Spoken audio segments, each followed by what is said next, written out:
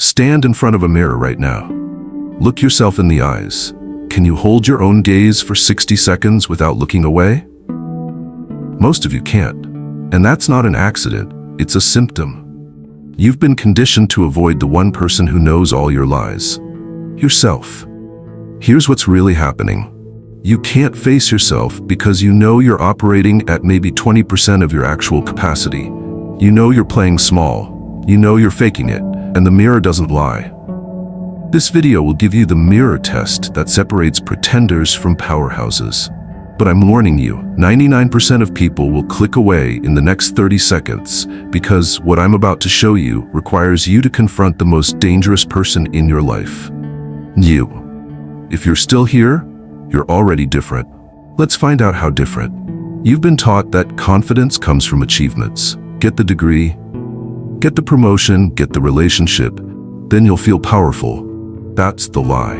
And you've been chasing it your entire life, wondering why you still feel hollow inside. Here's the truth. They don't want you to know. The system benefits from you avoiding mirrors. Society needs you to seek validation externally because that keeps you controllable, purchasable, manageable. The moment you can stand in front of a mirror and hold your own gaze with complete self-acceptance, you become ungovernable. Think about it. When was the last time you looked at yourself, really looked, without immediately criticizing, adjusting, or performing? You can't even be alone with your own reflection for 60 seconds without your mind flooding with self-judgment, comparison, or distraction. That's not weakness. That's programming.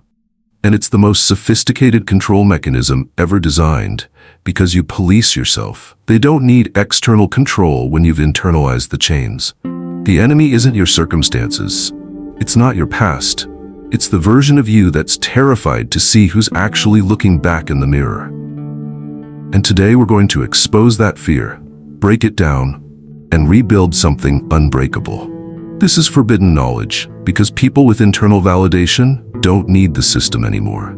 They can't be sold. They can't be shamed. They can't be controlled. Are you ready to become one of them? Point 1. The gaze test. Your eyes reveal everything. The mirror doesn't just reflect your face. It reflects your relationship with truth. Marcus Aurelius wrote, "You have power over your mind, not outside events." But here's what he really meant. Most people don't even have power over their own perception of themselves. They've outsourced their self-image to social media likes, relationship status, and bank account balances. The psychological principle here is called external locus of identity. When you can't hold your own gaze, it reveals you've placed your sense of self outside yourself. Your eyes dart away because you're uncomfortable being witnessed by the one person who knows all your secrets. Here's how you use this. Tomorrow morning, before you check your phone, stand in front of a mirror. Set a timer for 60 seconds. Look directly into your own eyes. Don't smile. Don't perform. Don't fix your hair. Just hold the gaze. Notice what happens. Notice the discomfort. Notice the thoughts that arise. That discomfort is the gap between who you are and who you pretend to be. But here's the price. This test will force you to confront every compromise you've made, every time you've betrayed yourself, every moment you've chosen comfort over truth. It's brutal. Most people would rather face an enemy than face themselves honestly. Contrast. A weak person looks in the mirror and immediately starts a performance. They check their appearance, fix their image, make sure they look acceptable to an imaginary audience. A powerful person looks in the mirror and sees an equal. No performance, no judgment, just recognition. Drop this in the comments. I held my gaze for 60 seconds. But here's where it gets dark. Point 2. The Affirmation Rejection Test. What you can't say controls you. This next part breaks most people instantly. Stand in front of that mirror again. Look yourself in the eyes. Now say out loud, "I am powerful. I am worthy. I deserve everything I want." Can you say it without cringing? Without your internal voice screaming liar? Without breaking eye contact? Sun Tzu said, "If you know the enemy and know yourself, you need not fear the result of 100 battles." But the twist, the enemy is the voice in your head that rejects positive affirmations about yourself. That voice isn't protecting you. It's imprisoning you. Psychologically, this is called cognitive dissonance between self-concept and self-statement. When your identity is built on unworthiness, any statement of power feels like a lie.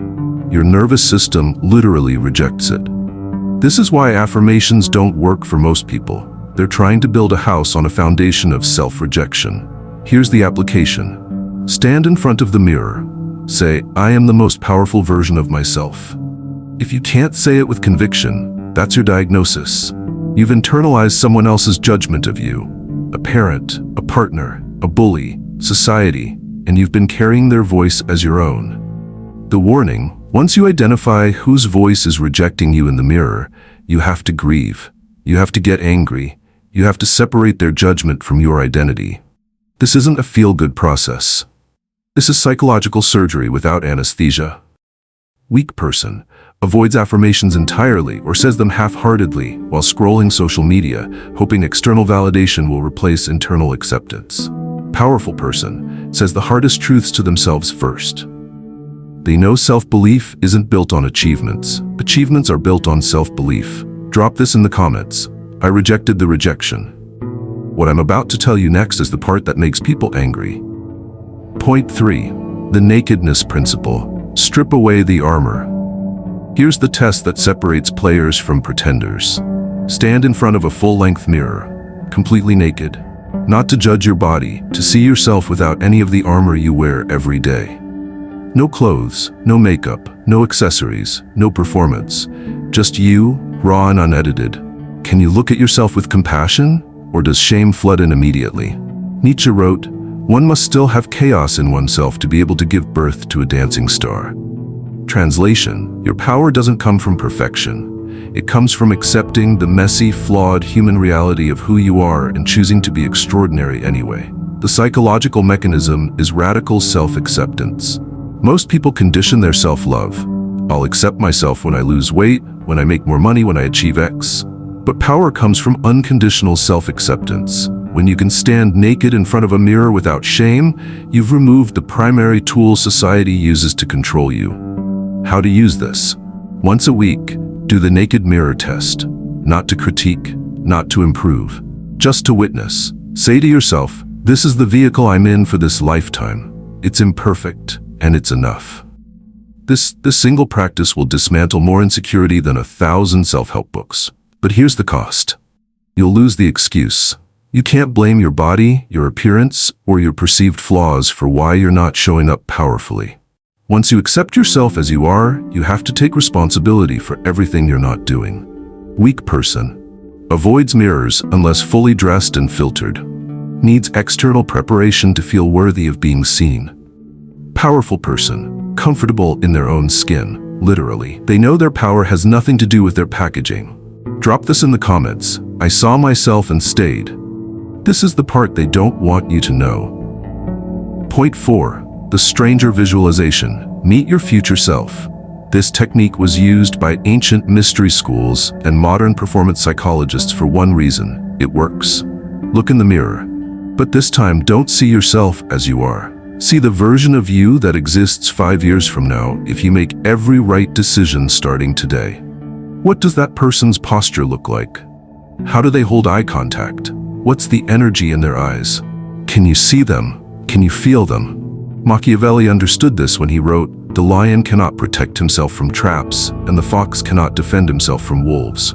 One must therefore be a fox to recognize traps and a lion to frighten wolves.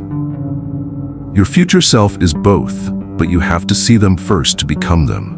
This is called future self continuity in psychology. Most people have no relationship with their future self.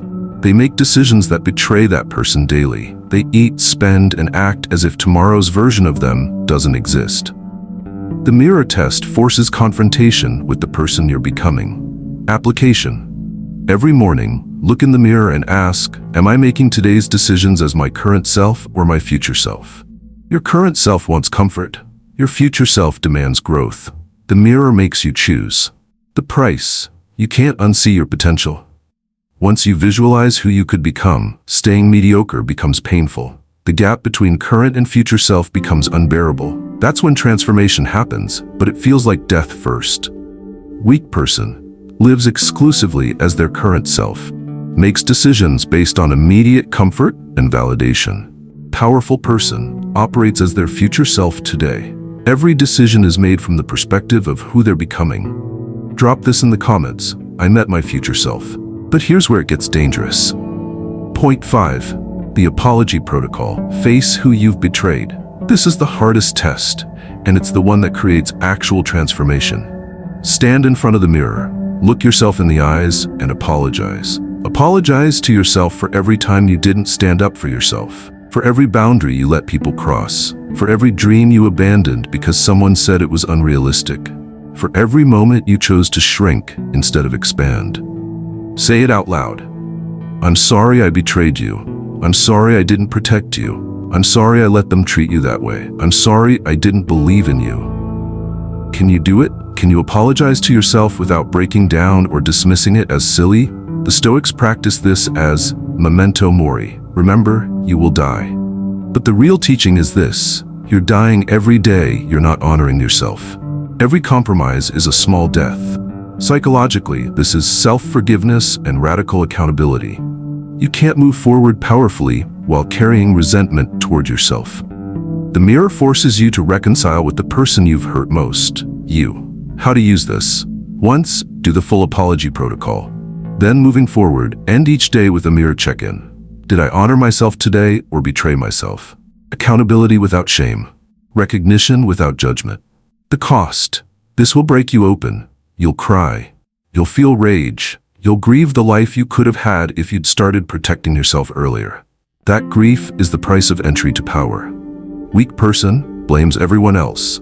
Never apologizes to themselves because they don't see themselves as worthy of an apology.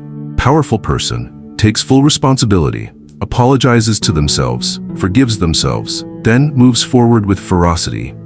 Drop this in the comments. I forgave myself. This next one is illegal in 3 countries. Point 6. The crown ceremony. Claim your sovereignty.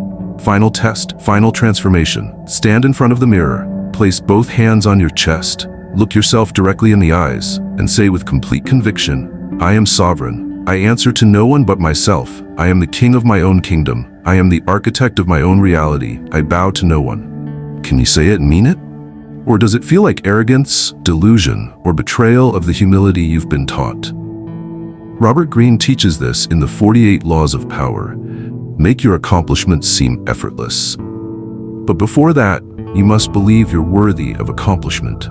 The crown ceremony is self-coronation. You're not waiting for permission, you're granting it to yourself. This is internal locus of control meets sovereign identity. You're declaring independence from external validation systems. This is why it feels dangerous, because it is. Society needs dependent people. Sovereign individuals disrupt the system. Application. Do this once, then wear that crown invisibly every day. Walk differently, speak differently, make decisions differently. You're not asking anymore, you're declaring. Price. Sovereignty is lonely. People will resist your transformation. They'll call you arrogant, change, different. They're right. You can't be sovereign and still need approval. Choose. Weak person waits for permission, validation, and external crowns, titles, positions, recognition. Powerful person crowns themselves, operates from unshakable internal authority. Drop this in the comments. I crowned myself. So where are you right now? Let me tell you what I see. If you made it this far, you're already in the top 5%. But here's the gap. Knowing these tests and doing them are 2 completely different realities. Most of you will watch this, feel inspired, and never stand in front of a mirror and actually do the work. You think you're powerful because you consume content about power. But consumption isn't transformation. Understanding isn't embodiment. Here's your real diagnosis. You're stuck between 2 identities. The old you, comfortable, safe, validated by external systems. And the new you, sovereign, self-contained, dangerous to anyone who profits from your insecurity. The old you can't hold your own gaze. The new you doesn't look away. The old you needs affirmations from others. The new you speaks truth to themselves first. The old you hides behind armor. The new you stands naked and unashamed. The old you betrays themselves daily. The new you protects themselves fiercely. The old you waits for coronation. The new you crowns themselves. I'm offering you a new identity. Not positive thinking, not mindset shifts, a complete ontological transformation. You become a sovereign, Someone who derives power from within, not from without. Someone who can look in the mirror and see an ally, not an enemy. But here's the point of no return. Once you see yourself clearly, your potential, your power, your worth, you can't go back to playing small. The discomfort you feel right now, that's the old identity dying. Let it die. It's been killing you slowly for years. Are you willing to stand in front of a mirror and face the most powerful, most dangerous, most avoided person in your life? Yourself? You have 3 choices right now. Choice 1, close this video. Forget everything I said. Go back to seeking validation from people who don't even validate themselves. Stay comfortable, stay safe, stay small. No judgment, most people choose this. It's easier. Choice 2, understand everything I said. Agree with it intellectually. Maybe even do one of the tests once. But never integrate it. Never let it change you. You'll have the knowledge, but you'll stay powerless. This is the most dangerous choice because you'll think you're awake when you're still sleepwalking. Choice 3. Do every single test I gave you tomorrow morning. Not when you feel ready. You'll never feel ready. Not when conditions are perfect. They'll never be perfect. Tomorrow. Stand in front of that mirror and confront yourself. Apologize. Affirm. Crown yourself.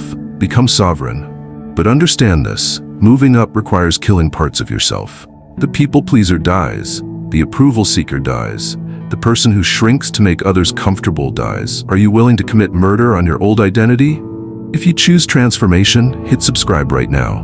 Not because I need it, because you do. Subscription is commitment. It's a public declaration that you're choosing growth over comfort. It's the first small act of sovereignty. And here's your final affirmation. Say this out loud right now, wherever you are.